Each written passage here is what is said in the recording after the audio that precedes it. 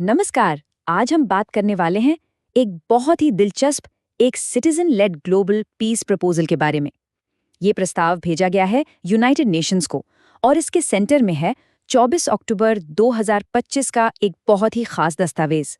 तो चलिए देखते हैं कि आखिर क्या है ये एम्बिशियस प्लान और इसमें क्या-क्या बातें कही गई हैं। तो कहानी की शुरुआत होती है यूनाइटेड नेशंस की 80वीं एनिवर्सरी से। इस दिन एक बहुत ही जरूरी अपील की जाती है। और पता है, ये सिर्फ एक अपील नहीं थी, बल्कि ये एक पूरे मूवमेंट की फाउंडेशन थी, उसकी नींव थी। और ये कोई छोटी मोटी बात नहीं थी, बिल्कुल नहीं। सोचिए, दुनिया भर के 1000 से भी ज्यादा इन्फ्लुएंशियल पर्सनालिटीज को एक साथ अपील भेजी गई कि आप वर्ल्ड पीस के लिए एक नए फ्रेमवर्क को सपोर्ट कीजिए। इससे ही अंदाजा लग जाता है कि ये इनिशिएटिव कितना बड़ा और कितना एम्बिशियस है। लेकिन सवाल ये उठता है कि इतनी बड़ी और अर्जेंट अपील की जरूरत आखिर पड़ी क्यों? इसे समझने के लिए हमें ये देखना होगा कि जो लोग इस प्रपोजल के पीछे हैं, वो दुनिया के मौजूदा हालात को किस नज़र से देखते हैं, वो क्या डायग्नोसिस करते हैं। देखिए, अपनी बात को वजन देने के लिए इस प्रपोजल के ऑथर्स किसी और का नहीं बल्कि यूएन के ही एक फॉर्मर प्रेसिडेंट का कोट इस्तेमाल करते हैं। ये कोट इस बात पे रोशनी डालता है कि शायद जो हमारी एग्जिस्टिंग ग्लोबल इंस्टीट्यूशंस हैं वो दुनिया के संकटों से निपटने में उतनी केपेबल नहीं रह गई हैं। 12,241 ये एक नंबर है बस, लेकिन ये नंबर है दुनिया में मौजूद न्यूक्लियर वेपन्स का। खुद यूएन के सेक्रेटरी जनरल एंटोनियो गुटेरेस ने ये वार्निंग दी है कि ये हथियार हमारे अस्तित्व के लिए, ह्यूमैनिटी के लिए एक बहुत बड़ा खतरा है। और ये नंबर ये दिखाता है कि खतरा कितना गंभीर है।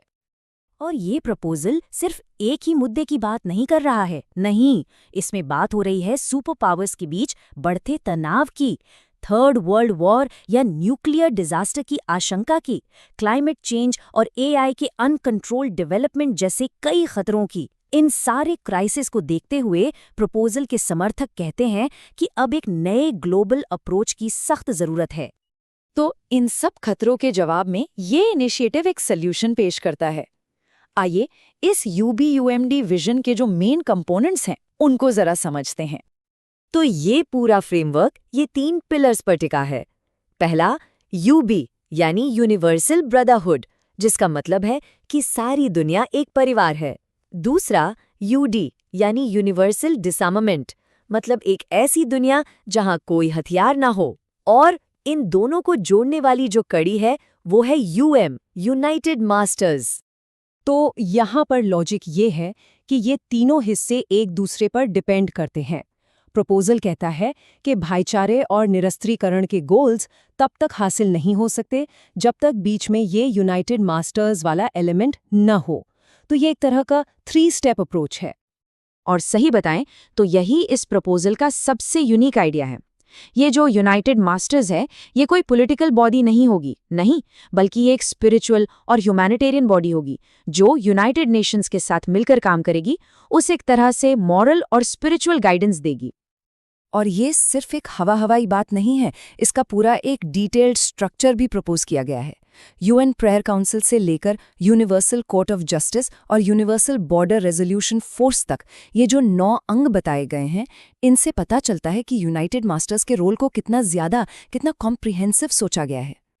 अच्छा, तो अब जरा इस मूवमेंट की हिस्ट्री पर एक नजर डालते हैं। देखते हैं कि ये आइडिया पिछले 3 दशकों में यानी 30 इयर्स में कैसे डेवलप हुआ। जैसा कि 24 अक्टूबर वाले लेटर में बताया भी गया है, ये कोई रातों रात आया हुआ आइडिया नहीं है। 1995 में इसका कॉन्सेप्ट आया और 2025 में ग्लोबल अपील्स तक ये एक बहुत लंबी और कंटिन्यूअस जर्नी रही है। और उस जर्नी का ये एक सॉलिड प्रूफ है। साल 2007 में प्रेसिडेंट ऑफ इंडिया के ऑफिस से मिला हुआ ये लेटर। और मजे की बात यह है कि इसके प्रोपोनेंट्स के लिए एनवेलप पर जो 9 नंबर लिखा था वो स्पिरिचुअल सिंक्रोनिसिटी का एक साइन बन गया। चलिए अब बात करते हैं कॉन्क्रीट डिमांड्स की।